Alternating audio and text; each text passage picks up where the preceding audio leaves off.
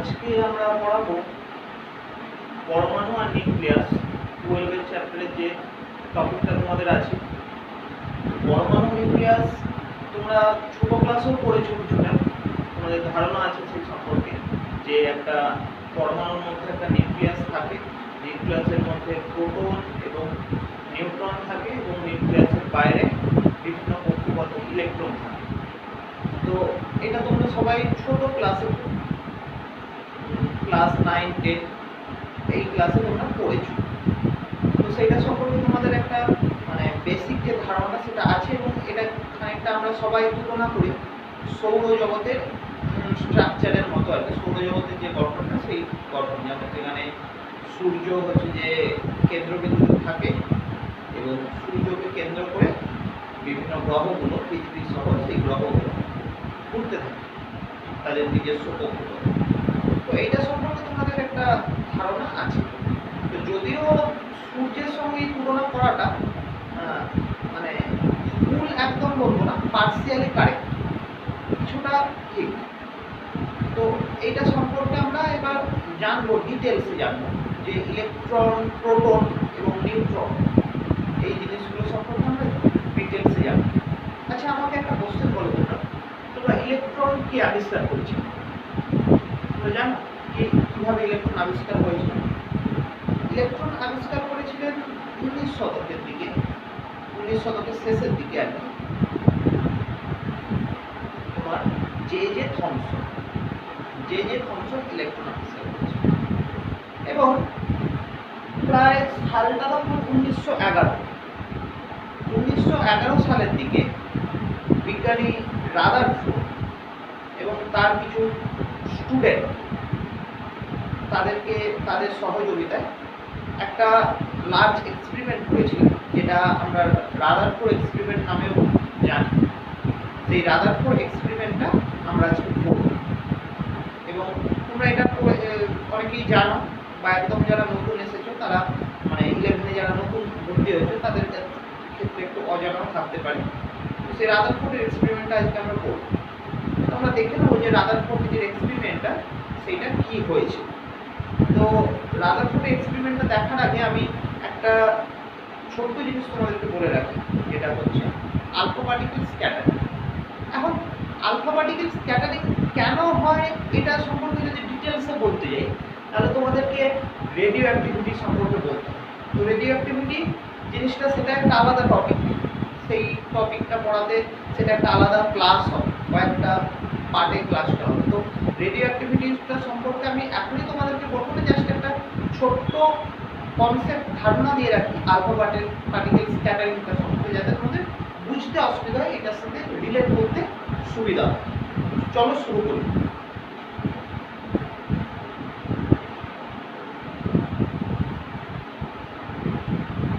রাদারফোর্ডের যে মডেলটা, সেখানে আলফা পার্টিকেল স্ক্যাটারিং এর গুরুত্বটা কি সেটা আমরা জানবো এবং সেই আলফা পার্টিকেল স্ক্যাটারিংটা এখানে সোর্স হিসেবে কাজ করা হয়েছে। কারণ আলফা পার্টিকেল কি এইটা তোমাদের অনেকেরই মধ্যে কোশ্চেন আছে। যে সমস্ত আমরা যদি বেশি খেয়ে ফেলি, ধরো আমার যেইটা খাওয়ার কথা তার থেকে বেশি পরিমাণ খেয়ে ফেলি, তো কি হবে?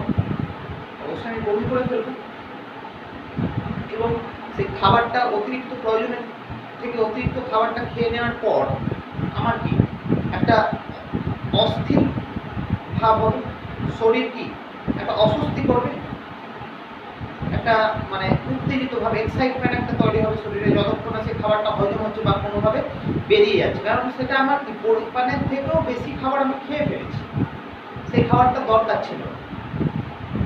ঠিক তেমনই হয় পরমাণুর মধ্যে। পরমাণু নিউক্লিয়াসে ইলেকট্রন, প্রোটন একটা নির্দিষ্ট প্রোটন আর নিউট্রন, নিউক্লিয়াসের মধ্যে থাকে প্রোটন আর নিউট্রন, আর নিউক্লিয়াসের বাইরে বিভিন্ন কক্ষপথে থাকে ইলেকট্রন। তো এই ইলেকট্রনগুলো বিভিন্ন কক্ষপথে ঘোরাফেরা করে এবং নিউক্লিয়াসের মধ্যে যে মেন রোলটা পার্ট করে সেটা কিন্তু নিউট্রন প্রোটন। এখন এই নিউট্রন প্রোটনের যে সংখ্যায় থাকে তারা সুস্থিত থাকবে, তার থেকে বেশি সংখ্যায় যখন থাকে, একদম যেগুলো 236, 238 এইরকম পর্যায়ে যখন ভর সংখ্যা চলে যায়, মানে নিউট্রন সংখ্যা প্লাস প্রোটন সংখ্যা, এই সংখ্যা যখন চলে যায় তখন সে কিন্তু আর সেই তার যে সুস্থিতি সেটা রাখতে পারে না। সে কি করে ফেলে না, তার থেকে কিছু প্রোটন বা নিউট্রন ছেড়ে দেয়। জাস্ট তোমাদেরকে মানে আমার কথার মধ্যে হয়তো ভুলও থাকতে পারে, তো আমি এটা ডিটেলসে বলবো কিন্তু রেডিও অ্যাক্টিভ চ্যাপ্টারে। এখানে আপনারা শুধুমাত্র আলফা পার্টিকেলটা কি সেটা বোঝানোর জন্য জাস্ট বলা আর কি। তো এই যে ছেড়ে দিচ্ছে দুটো প্রোটন ছেড়ে দিচ্ছে, এই জিনিসটাই হচ্ছে alpha particle scatter. Alpha particle X23892 এটা একটা রেডিওঅ্যাক্টিভ এলিমেন্ট।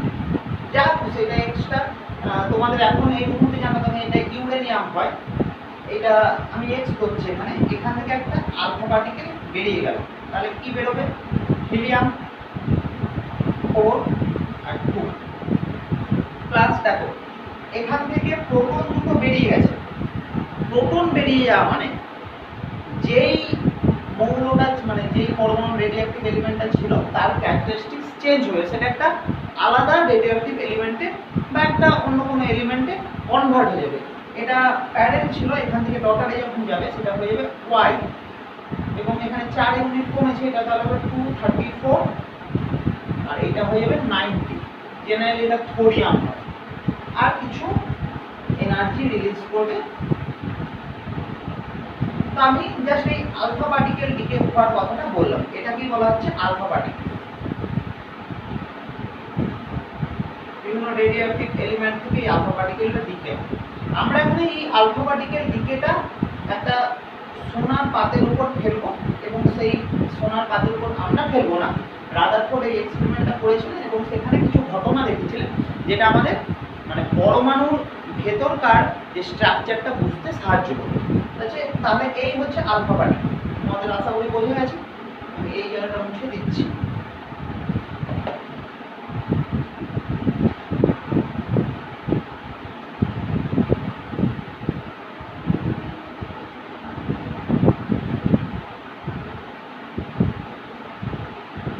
আমরা এখানে আলফা সোর্স, আলফার যে উৎসটা নিয়েছি সেটা হচ্ছে সিসা।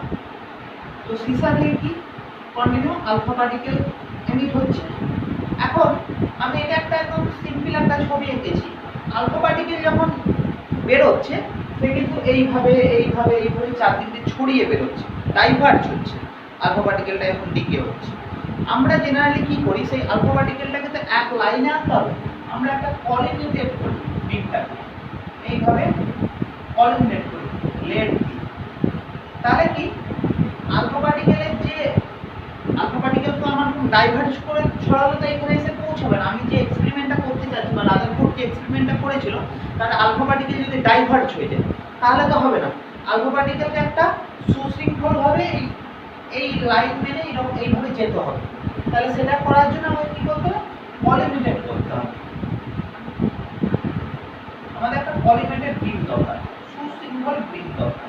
তো এই সিসা থেকে আলফা পার্টিকেলটা কলিনেটেড করার পরে একটা সুশৃঙ্খল ভাবে এসে এই সোনার পাতে পড়ছে। এখন সোনার পাতটাকে পাতলা করা হয়েছে। সোনার পাতে কতটা পাতলা করা হয়েছে, তোমরা যেমন ফয়েল দেখেছো, বিভিন্ন অ্যালুমিনিয়ামের ফয়েল দেখেছো, সেই রকম ফয়েলের মতো পাতলা করা হয়েছে সোনার পাতে। 10⁻⁷ মিটার, 10⁻⁷ মিটার। ভাবতে পারছো কতটা পাতলা একটা ফয়েলের মতো আলফা পার্টিকেলটা এই ফয়েলের উপর পড়বে। এখন তোমাদের কোশ্চেন হবে কেন পাতলা করা হলো? পাতলা করা হয়েছে এই কারণে, আলফা পার্টিকেলের যে ক্যারেক্টারিস্টিক্স, আলফা পার্টিকেলের বেগ ভালো আছে, তার ভেলোসিটি ভালো আছে, কিন্তু due to its large mass alpha particle খুব ভারী হয়, এবং একটা ভারী পার্টিকেল সে কিন্তু বেশি দূর সে পেনিট্রেট করতে পারবে না, ঢুকতে পারবে না বেশি দূর, সে অ্যাবজর্ব করে যাবে। আমার এখানে উদ্দেশ্যটা আলফা পার্টিকেলটাকে এর মধ্যে পাস করা এবং দেখা কি ঘটে। আমি যদি একটা মোটা পার্টিকেল বেরোচ্ছে, এই সিসা সোর্স থেকে আলফা পার্টিকেল বেরোচ্ছে। এখন রাদারফোর্ড যেটা লক্ষ্য করলেন যে আলফা পার্টিকেলটা যখন বেরোলো, most of the alpha particle কিন্তু বেরিয়ে যাচ্ছে, সোজাই ফয়েলটা ভেদ করে চলে যাচ্ছে। এখন এই ঘটনাটা কেন হচ্ছে? ম্যাক্সিমাম আলফা পার্টিকেল এখান থেকে যত বেরোচ্ছে তারা কিন্তু ম্যাক্সিমামটাই বেরিয়ে যাচ্ছে, সোজা বেরিয়ে যাচ্ছে। তার মানে আমি দৌড়চ্ছি, ধরো আমি দৌড়চ্ছি, আমার সামনে কোনো বাধা নেই, আমি কি সামনের দিকে এগিয়ে যাব। সেম জিনিস কিন্তু এইখানেও ঘটছে। তার মানে এখানে ধারণা করা যায় যে এইখানে আলফা পার্টিকেলটা সাধারণ কোনো জিনিস নয়, এটা একটা হাই এনার্জেটিক, মানে একটা রেডিও অ্যাক্টিভ এলিমেন্ট থেকে যে হাই এনার্জি পার্টিকেল বেরোচ্ছে সেইটা। তাহলে সেইটা যখন বেরিয়ে যাচ্ছে এটা ভেতরে, তার মানে ওকে বাধা দেওয়ার মতো কিছু নেই। সেই থেকে একটা ধারণা হলো যে পরমাণুর অধিকাংশ স্থানই ফাঁকা, একদম ফাঁকা। সেই জন্য ম্যাক্সিমাম আলফা পার্টিকেল কিন্তু সোজা বেরিয়ে যেতে পারছে। তারপরে কি লক্ষ্য করলেন? না তারপরে লক্ষ্য করলেন তিনি, না কিছু আলফা পার্টিকেল কিন্তু খুব কম অ্যাঙ্গেলে, সেই অ্যাঙ্গেলটা কত? Less than 1 degree, less than 1 degree, 1 degree থেকে বেশি, 1 ডিগ্রি থেকে কম, 1 ডিগ্রি থেকে কম অ্যাঙ্গেলে কিন্তু সেটা ডিফ্লেক্ট হচ্ছে, মানে বেঁকে যাচ্ছে। ধরো এইভাবে যাচ্ছিল, জাস্ট এইরকম, এই অ্যাঙ্গেলটা হচ্ছে বেঁকে গেল, এইটা হচ্ছে 1 ডিগ্রি থেকে খুব কম ছোট একটা অ্যাঙ্গেলে বেঁকে যাচ্ছে। এখন ছোট একটা অ্যাঙ্গেলে বেঁকে যাচ্ছে, এইটা শুনতে হয়তো থিওরিটিক্যালি শুনতে হয়তো খারাপ লাগলো, তোমাদেরকে যদি বোঝানো হয় তোমরা আশা করি বুঝতে পারবে যে 1 ডিগ্রি থেকে কম অ্যাঙ্গেলে বেঁকে যাচ্ছে কেন। ধরো মশার সাথে হাতির একটা, বা হাতি মশার কনসেপ্ট ছাড়ো, একটা খুব মানে বডিওয়ালা কোনো লোকের সাথে, ঠিক আছে, খুব তার শরীর স্বাস্থ্য আছে, তার সাথে একটা মোটামুটি মিডিয়াম সাইজের একটা লোকের যদি ধাক্কা লাগে, কি ঘটতে পারে? না সেই মানে স্বাস্থ্যবান যে লোকটা, যার বেশি বডিওয়ালা যে লোকটা, সেই লোকটা যদি সে যেহেতু স্পিডে আছে, সে ধরো দৌড়াচ্ছে, তার খুব বেশি হলে সে একটু হালকা সরে যাবে, কিন্তু তার খুব একটা ক্ষতি হবে না। তার সাথে যদি ধাক্কা লাগে, কোনো আমার থেকে খুব রোগা পাতলা কোনো একটা ছেলের সাথে দৌড়তে দৌড়তে সে আমাকে এসে ধাক্কা মারলো, কি হবে? না আমি একটু হয়তো সাইডে সরে যাব, আমার এর থেকে বেশি কিছু হবে না, কারণ আমার মাসটা, আমার ওয়েটটা ওই পাতলা ছেলেটার থেকে অনেক বেশি। সেই জন্য ওর সাথে যদি আমার ধাক্কা লেগেও যায়, আমি যখন মোশনে আছি, আমি ছুটছি যখন, তাহলে আমার খুব একটা কোনো ক্ষতি হবে না। সেম জিনিস কিন্তু এখানে আলফা পার্টিকেলের ভর সংখ্যা কত? আলফা পার্টিকেলটা তোমাদের কি বলেছিলাম? হিলিয়াম 4 2, তাহলে মাস নাম্বারটা কত? 4, লার্জ, অনেক বেশি। আর ইলেকট্রনের সাথে সে যদি ধাক্কা খায়, এখানে একটা কথা মানে কনসেপশনালি এটাও কিন্তু ভুল হচ্ছে, যে কোনো কিছুই কিন্তু ধাক্কা খায় না। এখানে যে ইলেকট্রন বা আদার্স যা কিছু হচ্ছে, এখানে আলফা পার্টিকেলটা কারোর সঙ্গে কিন্তু কলিশন করছে না, জাস্ট রিপালশন হয়ে ফিরে চলে আসছে। ইলেকট্রনের সঙ্গে কিন্তু কলিশন হচ্ছে না, ইলেকট্রনকে যখন এসে দেখছে একটা জাস্ট রিপালশন হচ্ছে। এবার আমরা সেটা বোঝানোর জন্য হয়তো এটা বলি যে ধাক্কা খাচ্ছে, কিন্তু না, ডাইরেক্ট কোনো কলিশন হচ্ছে না।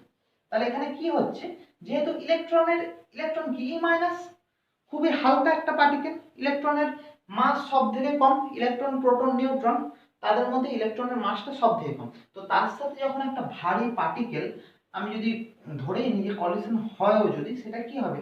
খুব কম অ্যাঙ্গেলে ডিফ্লেক্ট করি, সেইটা 1 ডিগ্রি, লেস দেন 1 ডিগ্রি। এবং এই লেস দেন 1 ডিগ্রি ঘটনাটা কিন্তু সেটা খুব একটা বেশি নয়। এর থেকে রাদারফোর্ড একটা সিদ্ধান্তে আসেন যে পরমাণুর নিউক্লিয়াসের পরমাণুর মধ্যে খুব অল্প পরিসরে ইলেকট্রন আছে, পরমাণুর মধ্যে খুব অল্প পরিসরে কি আছে? ইলেকট্রন আছে। এইটা তিনি মোটামুটি প্রথম এক্সপেরিমেন্টটা তাহলে কি হলো, প্রথমবারে যেগুলো সোজা বেরিয়ে যাচ্ছিল সেখান থেকে তিনি ধারণা করেন যে পরমাণুর মধ্যে ম্যাক্সিমাম জায়গাটাই ফাঁকা। দ্বিতীয় যেটা করেন যে 1 ডিগ্রি থেকে কম অ্যাঙ্গেলে যখন ডিফ্লেক্ট হচ্ছে, তখন মানে আলফা পার্টিকেল যখন ডিফ্লেক্ট করছে, তখন তিনি ধারণা করেন যে ওখানে কিছু অল্প পরিসরে ইলেকট্রন, মানে নেগেটিভ কিছু একটা অস্তিত্ব আছে ইলেকট্রন। এরপরে কি হয়েছে, এরপরের ঘটনাটা আরো ইন্টারেস্টিং। না আলফা পার্টিকেলটা যাবে, গিয়ে কিছু কিছু জায়গা আলফা পার্টিকেলটা যাবে, গিয়ে যেই পথে গেল, ধরো এই পথটায় ও গেল, এই একই পথেই কি করবে, ব্যাক করবে, একই পথেই ব্যাক করবে। তার মানে কি, একই পথে আমি গেলাম, ওই পথে ব্যাক করে এলাম, মানে কি অ্যাঙ্গেলটা কত, 180 ডিগ্রি, 180 ডিগ্রি। তার মানে আলফা পার্টিকেলটার ডিফ্লেকশনটা কত হচ্ছে, 180 ডিগ্রিতে হচ্ছে। 180 ডিগ্রি ডিফ্লেকশন কখন হয়, আমরা সামনে যখন হয়তো দৌড়াচ্ছি, দৌড়তে দৌড়তে কিছু একটা হিংস্র জন্তু জানোয়ার দেখলাম, কি করবো, সঙ্গে সঙ্গে ব্যাক করে চলে আসবো, যেই পথে গেছিলাম সেই পথে ব্যাক করে চলে আসবো। তার সাথে টক্কর নিতে যাব, নিশ্চয়ই নয়। কারণ কি না, আমার থেকে তার অনেক বেশি এনার্জি, তার শক্তির আছে, এবং সেই কারণে কি আমি তার সাথে লড়াই করতে পারবো না। এটা মানে জাস্ট বোঝানোর জন্য আমি বলছি, আমি তার সাথে লড়াই করার মতো ক্ষমতা আমার নেই, তাই আমি ব্যাক করে চলে আসবো। এখানেও কিন্তু সেই একই ঘটনাই ঘটছে, আলফা পার্টিকেলটা বেরোচ্ছে, বেরিয়ে যখন এখান থেকে ব্যাক করে আসে, তার মানে কি গোল্ডের যে নিউক্লিয়াসটা, পরমাণু নিউক্লিয়াসটা, গোল্ডের পরমাণু নিউক্লিয়াসটা ওখানে প্রেজেন্ট আছে। তার মানে ও পরমাণু নিউক্লিয়াসের সাথে এবারে ডাইরেক্ট ধাক্কা খেয়েছে, এবং সেখান থেকে ও ব্যাক করে চলে আসছে। তাহলে নিউক্লিয়াসে ধাক্কা খেয়েছে মানে কি, গোল্ডের হচ্ছে যে প্রায় 78 বা 79, আমার এক্সাক্ট মনে নেই, 78 খুব সম্ভবত। তো এই এত সংখ্যক ইলেকট্রন, মানে সরি, এত সংখ্যক প্রোটন এবং নিউট্রনের সংখ্যাটা তো আর বেশি, তো সেই নিউট্রন সংখ্যা এতগুলো, সেটা অনেক বেশি ভারী পজিটিভ চার্জ। তো এর কি করলো, সেখানে পাত্তা করতে পারলো না, এর মাত্র 4 আর এখানে প্রোটন সংখ্যা 2, পাত্তা করতে না পারার জন্য একই পথে ফিরে চলে এলো। তাহলে পরমাণুর নিউক্লিয়াসের অস্তিত্বও কিন্তু এর থেকে আমরা পেয়ে গেলাম। তাহলে এইভাবে রাদারফোর্ড তার এক্সপেরিমেন্টের সাহায্যে, আলফা পার্টিকেল স্ক্যাটারিং এর সাহায্যে একটা ফয়েলের মধ্যে, দেখো এখানে আমরা সোনার পাত নিয়েছি, কিন্তু অ্যাকচুয়ালি সোনার পাত নিয়ে যে এক্সপেরিমেন্ট হয়েছে সেরকম নয়, রাদারফোর্ড নিজে এক্সপেরিমেন্ট করেছেন। এক্সপেরিমেন্টে এই ধরনের একটা ঘটনা ঘটায়, তিনি তার অন্যান্য স্টুডেন্টদেরকে দিয়েও এক্সপেরিমেন্টটা করিয়েছেন। অনেকবার এক্সপেরিমেন্ট হয়েছে, অনেক রকম মেটাল নিয়ে এক্সপেরিমেন্ট হয়েছে, সোনার জায়গায় রূপো নেওয়া হয়েছে, আরও বিভিন্ন ধরনের মেটালের ফয়েল নিয়ে এই এক্সপেরিমেন্টটা করা হয়েছে, প্রায় একই রকম ঘটনা দেখা গেছে। তো এইভাবে লার্জ নাম্বার অফ এক্সপেরিমেন্ট করে রাদারফোর্ড কিন্তু এই রকম 3টে সিদ্ধান্তে আসেন, যে প্রথম কথা, পরমাণুর মধ্যে অধিকাংশ স্থানটাই কি ফাঁকা থাকে, সেই জন্য আলফা পার্টিকেলটা বেরিয়ে যাচ্ছে, ম্যাক্সিমাম নাম্বার আলফা পার্টিকেল কিন্তু বেরিয়ে যাচ্ছে, আর বাকি কিছু সংখ্যক আলফা পার্টিকেল যারা 1 ডিগ্রির থেকেও কম অ্যাঙ্গেলে কি হয়, ডিফ্লেক্ট করে। তার মানে এই যে বেঁকে 1 ডিগ্রির থেকে কম অ্যাঙ্গেলে বেঁকে যাচ্ছে, সেই বেঁকে যাওয়ার কারণটা কি না, ওখানে নিশ্চয়ই ইলেকট্রনের অস্তিত্ব আছে, এবং সেই ইলেকট্রনটা হালকা হয়, একে কিন্তু খুব বেশি অ্যাঙ্গেলে ডিফ্লেক্ট করাতে পারছে না। এরপর যেটা, যে একদম 180 ডিগ্রি রোটেট, 180 ডিগ্রি চেঞ্জ হয়ে যাচ্ছে কেন না, তার কারণ ওখানে নিউক্লিয়াসের সঙ্গে ও, মানে ওর সামনে নিউক্লিয়াস পড়ছে বাধা হিসাবে, ও তখন নিউক্লিয়াসে যেহেতু প্রোটন সংখ্যা বেশি সোনার ক্ষেত্রে বা অন্যান্য ধাতুর ক্ষেত্রে নিলেও, এবং নিউট্রন সংখ্যা বেশি with respect to alpha particle, তাহলে এ কি করবে, ব্যাক করে চলে আসবে। সেই জন্য এর থেকে এইভাবে তিনি হচ্ছে মোটামুটি পরমাণুর মধ্যে প্রোটন, নিউট্রন আর নিউক্লিয়াসের অস্তিত্ব এবং ইলেকট্রনের অস্তিত্ব তিনি খুঁজে পান। তো এরপর আমরা একটা গ্রাফিক্যাল রিপ্রেজেন্টেশনের মাধ্যমে দেখব যে কত পার্সেন্ট বা কত সংখ্যক মোটামুটি আলফা পার্টিকেল সোজা বেরিয়ে যাচ্ছে, কত সংখ্যক 1 ডিগ্রি থেকে কম অ্যাঙ্গেলে ডিফ্লেক্ট করছে, কিছু সংখ্যক আলফা পার্টিকেল আছে যারা 90 ডিগ্রি থেকে বেশি অ্যাঙ্গেলে ডিফ্লেক্ট করে, আবার কিছু সংখ্যক আছে একদম 180 ডিগ্রিতে ডিফ্লেক্ট করে। সেটা আমরা একটা গ্রাফিক্যাল মেটালের মধ্য দিয়ে যাচ্ছে, এবং সেখানে আলফা পার্টিকেলের ডিফ্লেকশনটা কেমন হচ্ছে সেটা দেখতে চেয়েছিলাম, এবং সেই গ্রাফিক্যাল রিপ্রেজেন্টেশনটা খানিকটা এইরকম হবে। দেখো এই পাশে আমি এক্স অ্যাক্সিস বরাবর কি করেছি না, theta is equal to scattering angle in degree, 0 থেকে 180 পর্যন্ত, 180 ডিগ্রি পর্যন্ত আমাদের যেহেতু ডিফ্লেকশনটা হয়েছিল, সেই জন্য 0 থেকে 180 ডিগ্রি পর্যন্ত আমি ঘর টেনেছি। আরেকটা কি, এনটা হচ্ছে number of alpha particle, number of alpha পার্টিকেলটাকে আমি দিয়েছি 10, 10 to the power 2, 10 to the power 3, 10 to the power 4, 10 to the power 6 আর 10 টু দি পাওয়ার 7। এবার একটা কথা ভাবো, আমি যখন এক্সপেরিমেন্টের কথা বলেছিলাম তখন কি বলেছিলাম, maximum number of alpha particle কি করছে না ওই গোল্ডের ফয়েলটা দিয়ে বিনা বাধায় চলে যাচ্ছে, গোল্ডের ফয়েলটা ভেদ করে বিনা বাধায় চলে যাচ্ছে। তাহলে সেই ম্যাক্সিমাম নাম্বারটা কত, কয়েক লক্ষ আলফা পার্টিকেল চলে যাচ্ছে কি বিনা বাধায়, কোন রকম তারা কারোর সাথে কোনো বাধা পাচ্ছে না, আই মিন কোনো রিপালশন হচ্ছে না। তাহলে তারা কি হচ্ছে না with they can travel with no deviation. তাহলে সেই নাম্বারটা কত, 10 to the power 7, 10 to the power 7 up to 10 to the power 7 most of the alpha particle, most of alpha, আচ্ছা আমি বাংলাতেই লিখি বুঝতে সুবিধা হবে তোমাদের। বেশিরভাগ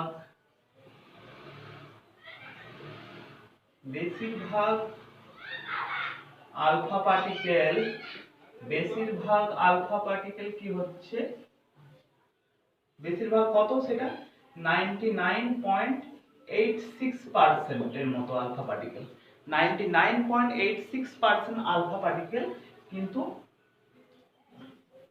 কোনো রকম বাধা ছাড়াই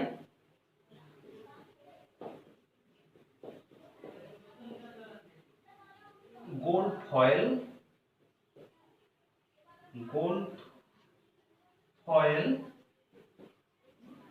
ভেদ করে চলে যাচ্ছে। আর বাকি কত আছে না 1.14, প্রায় 0.14%, 0.14% আলফা পার্টিকেল কি হচ্ছে না তারা 1 ডিগ্রি কোণে তাদের ডেভিয়েশনটা হচ্ছে। যারা তুলে নাও, নোট করে নাও, এটা 1 ডিগ্রি 0.14% আছে যাদের হচ্ছে যে 1 ডিগ্রি কোণে ডেভিয়েশনটা হচ্ছে, বা 1 ডিগ্রির থেকে বেশি কোণেও ডেভিয়েশন হতে পারে। 1 ডিগ্রির থেকে বেশি কোণে তাদের ডেভিয়েশনটা হচ্ছে, মানে ধরো 45, 55 এরকম কিছু অ্যাঙ্গেলে তাদের ডেভিয়েশনটা হচ্ছে। আলফা পার্টিকেলের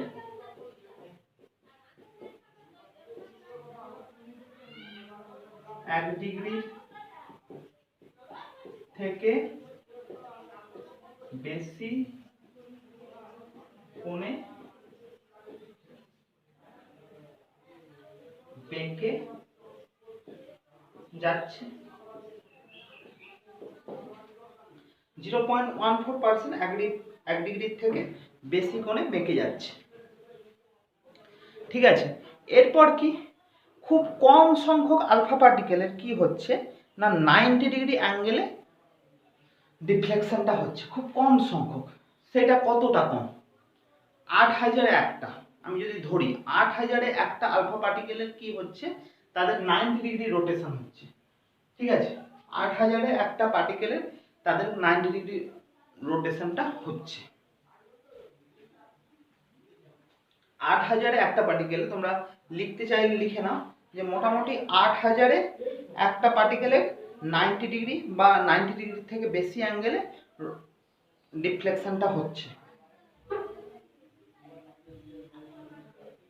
8000-এর মধ্যে একটা পার্টিকেলের কি হচ্ছে 90 ডিগ্রি বা 90 ডিগ্রি থেকে বেশি অ্যাঙ্গেলে তাদের ডিফ্লেকশনটা হচ্ছে।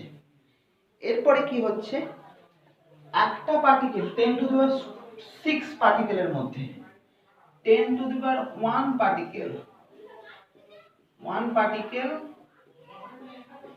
out of 10 to the power 6, 1 particle out of 10 to the power 6, 10 to the power 6টা পার্টিকেলের মধ্যে একটা পার্টিকেলের কি হচ্ছে 180 ডিগ্রি রোটেশন হচ্ছে, 180 ডিগ্রি সে ব্যাক করে আসছে। মানে কি সে একটা পার্টিকেল কি নিউক্লিয়াসের সাথে কি তার রিপালশনটা হচ্ছে, সামনে একটা হাই চার্জ এবং হাই মাসের একটা একে পাচ্ছে, পার্টিকেলকে পাচ্ছে, নিউক্লিয়াসকে পাচ্ছে, সেই জন্য সে ব্যাক করে আসছে 180 ডিগ্রি। সেটা কত পরিমাণ না 10 টু দি পাওয়ার 6 এর মধ্যে একটা পার্টিকেল। তার মানে বুঝতে পারছো কতটা কম।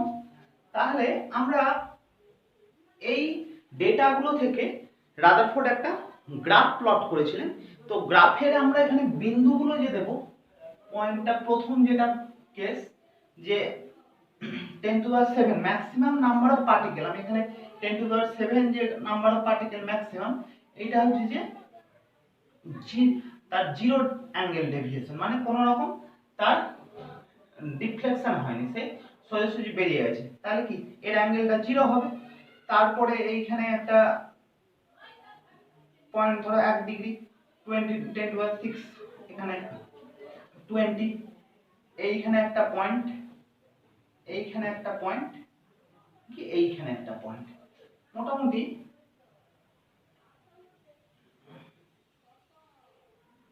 সরি একটু ভুল হয়ে গেল,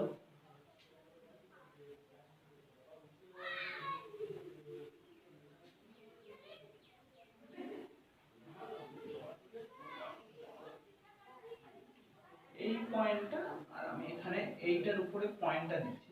এই গ্রাফটার একটা বিশেষত্ব যেটা আছে, এই গ্রাফটার একটা বিশেষত্ব আছে, এই গ্রাফের উপর যে পয়েন্টগুলো দেওয়া আছে, মানে যে ডেটাগুলো, অ্যাকচুয়ালি গ্রাফ যারা প্লট করতে জানো তারা ভালো বুঝতে পারবে, এই যে ডেটাগুলো, এই ডেটাগুলো কিন্তু হচ্ছে যে experimental data, experiment by experiment Rutherford এই ডেটাগুলো বসিয়েছিলেন, এই ডেটাগুলো এক্সপেরিমেন্টাল। কিন্তু এই যে লাইনটা টেনেছে, মানে গ্রাফটা যে টানা হয়েছে, এটা কিন্তু কোনো এক্সপেরিমেন্টাল ডেটা নয়, এটা কোনো এক্সপেরিমেন্টাল ডেটা নয়, এটা একটা সূত্র তিনি ডেভেলপ করেছিলেন, সেই সূত্রের উপর, সেই থিওরিটার উপর কিন্তু এই মানে লাইনটা টানা হয়েছে। সেই থিওরিটা তোমাদেরকে আমি বলে দিচ্ছি, তোমরা ছবিটা এঁকে না,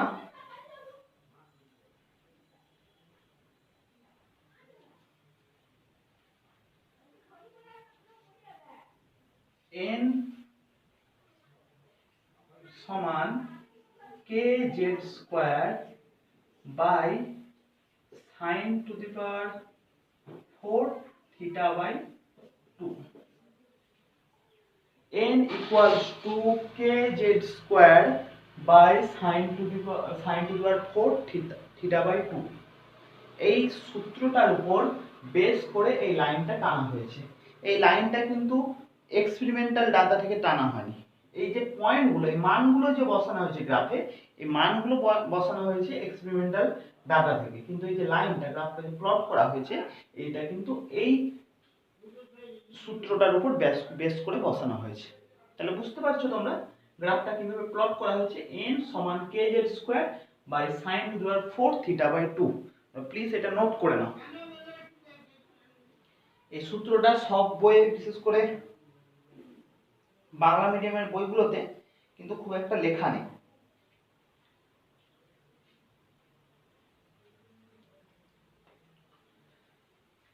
তোমরা এই যে সূত্রটা লেখা আছে তার কোনটা কি সেগুলো আশা করি সবাই জানো। কে এখানে জেনারেলি একটা কনস্ট্যান্ট টার্ম হিসেবে ধরা হচ্ছে, এনটা নাম্বার অফ আলফা পার্টিকেল, আর জেডটা তো অ্যাটমিক নাম্বার। যেই এটা আমরা এখানে গোল্ডটাকে ধরেছি, আমি তোমাকে বলেইছিলাম আগের এতে তোমাদেরকে যে আলফা পার্টিকেলের যে এক্সপেরিমেন্টাল রাদারফোর্ডে, সেটা শুধুমাত্র সোনা বলে আমাদের বইয়ে সোনা আছে বলে আমরা গোল্ড ধরছি, সোনা নয়, সোনা, রূপা, আরো অনেক হেভি মেটালের উপর কিন্তু, মানে হেভি মেটাল তার পাতলা ফয়েলকে নিয়ে কিন্তু এই এক্সপেরিমেন্টটা করা হয়েছে, অনেক মানে মেটালের উপর কিন্তু পরীক্ষাটা করা হয়েছিল। তাই যেই মেটাল তার অ্যাটমিক নাম্বার, এখানে আমরা সোনা ধরেছি, সোনার অ্যাটমিক নাম্বার হিসেবেই ধরে নেব। তোমাদেরকে জেনারেলি প্রবলেম বলবে যে এই সূত্রটা দিয়ে যেটা বলা হয় যে এই অ্যাঙ্গেলে ধরো এতগুলো আলফা পার্টিকেল ডিফ্লেক্ট করছে, তাহলে তোমাকে বলে দিল 90 ডিগ্রি অ্যাঙ্গেলে এতগুলো আলফা পার্টিকেল যদি ডিফ্লেক্ট করে, তাহলে 60 ডিগ্রি অ্যাঙ্গেলে কতগুলো আলফা পার্টিকেল ডিফ্লেক্ট করবে। আমরা সেখানে কিন্তু সেই প্রবলেমটা করার সময় এই জেডটাকে কনস্ট্যান্ট ধরে নেবো, আমরা ধরেই নেবো যে একটা মানে একটা পাতকেই ধরা হচ্ছে, একই পাতের উপর ধরে এক্সপেরিমেন্টটা করা হচ্ছে, সেক্ষেত্রে কিন্তু জেড নিয়ে খুব একটা অসুবিধা হবে না। আর যদি কোথাও জেড দিয়ে ডাইরেক্ট বের করতেও বলে, সেক্ষেত্রেও সুবিধা হবে, জেডের মানটা যদি দেওয়া থাকে বা তুমি যদি জানো, বা তোমরা যদি জানো, তাহলে তোমাদের ক্ষেত্রে কিন্তু মানটা বসে ক্যালকুলেশন করা সুবিধা হবে। জেনারেলি দুটো অ্যাঙ্গেল বলে দেয় যে এই অ্যাঙ্গেলে ধরো সেটা 45 ডিগ্রি বা 90 ডিগ্রি যে কোনো একটা অ্যাঙ্গেলে যদি এতগুলো নাম্বার অফ পার্টিকেল ডেভিয়েট হয়, ধরো বলে দিল 10⁴ কি 10⁵ নাম্বার অফ পার্টিকেল যদি ডেভিয়েট হয় তাহলে 60 ডিগ্রি বা 45-এ কতগুলো পার্টিকেল ডেভিয়েট করবে, সেখানে কিন্তু জেডটা অটোমেটিক্যালি কেটে যাবে, খুব একটা অসুবিধা করবে না। তো এই আমাদের রাদারফোর্ডের যে এক্সপেরিমেন্ট আলফা পার্টিকেল এক্সপেরিমেন্ট সেটা আমরা পড়লাম। সেখান থেকে আমরা তার যে গ্রাফিক্যাল রিপ্রেজেন্টেশন সেটা জানলাম, এবং সেই গ্রাফিক্যাল রিপ্রেজেন্টেশনটা কোন থিওরিটার উপর হয় সেটাও জানলাম, n সমান kz² sin⁴ θ/2। এরপর আমরা যেটা করব যে রাদারফোর্ডের এক্সপেরিমেন্টের কিছু ভুল ত্রুটি ছিল। রাদারফোর্ডের যে এক্সপেরিমেন্টের ভুল ত্রুটি ছিল, অ্যাকচুয়ালি দেখো যে কোনো এক্সপেরিমেন্ট করতে গেলে বা যে কোনো থিওরি দিতে গেলে প্রথমেই সেই থিওরিটা যারা দিচ্ছেন, যেসব সায়েন্টিস্টরা দিচ্ছেন, সেইগুলোর মধ্যে যে অসম্পূর্ণতা বা যে ভুলটা থাকে সেই ভুলটা থেকে কিন্তু নতুন আরেকটা থিওরির জন্ম হয়। এইভাবেই কিন্তু সায়েন্স আস্তে আস্তে ডেভেলপ করে। তো যখন ডাল্টন তার পরমাণুবাদের তত্ত্ব দিয়েছিলেন, ডাল্টনের পরমাণুবাদের সব কিছুই কিন্তু ভুল। তা সত্ত্বেও ডাল্টনের পরমাণুবাদের গুরুত্ব কি করে আছে? ডাল্টনের পরমাণুবাদ কিন্তু এই পরমাণু বা কোয়ান্টাম জগতের রাস্তা খুলে দিয়েছে। ডাল্টনের পরমাণুবাদগুলো ভুল প্রমাণ করতে গিয়েই সেই অ্যারাউন্ডেড আরও অনেক নতুন কিছু আবিষ্কার হয়েছে। সেই ক্ষেত্রে ডাল্টনের পরমাণুবাদ আপাতভাবে ভুল হলো, সেই ভুলেরও গুরুত্ব কিন্তু অপরিসীম। এখানে রাদারফোর্ডের পরমাণু মডেলে যে ভুলগুলো ছিল সেই ভুলগুলোকে নিয়ে নিলস বোর তার যে পরমাণু তত্ত্ব দিয়েছিলেন, এবং সেখান থেকে কিন্তু আমাদের কোয়ান্টাম মেকানিক্সের ধারণার সৃষ্টি হয়। তো আমরা নেক্সট ক্লাসে সেই বোর তত্ত্ব সম্পর্কে জানব, এবং অবশ্যই তার আগে রাদারফোর্ডের পরমাণু মডেলের যে ত্রুটিগুলো সেগুলো জানব, এবং সেখান থেকে বোর তার তত্ত্বগুলো কিভাবে দিয়েছিল এবং রাদারফোর্ডের যুক্তিগুলোকে কিভাবে তিনি শর্ট আউট করে বোর তত্ত্ব ডেভেলপ করেছিলেন সেই সম্পর্কে ডিটেলস পড়ব। আজ এই পর্যন্তই থাক। তোমরা যারা নতুন আমার ক্লাসে তারা আমাদের সায়েন্স গাইডেন্স চ্যানেলটাকে সাবস্ক্রাইব করো, ভিডিওটা ভালো লাগলে লাইক করো, শেয়ার করো বন্ধুদের মধ্যে। আজ এই পর্যন্তই।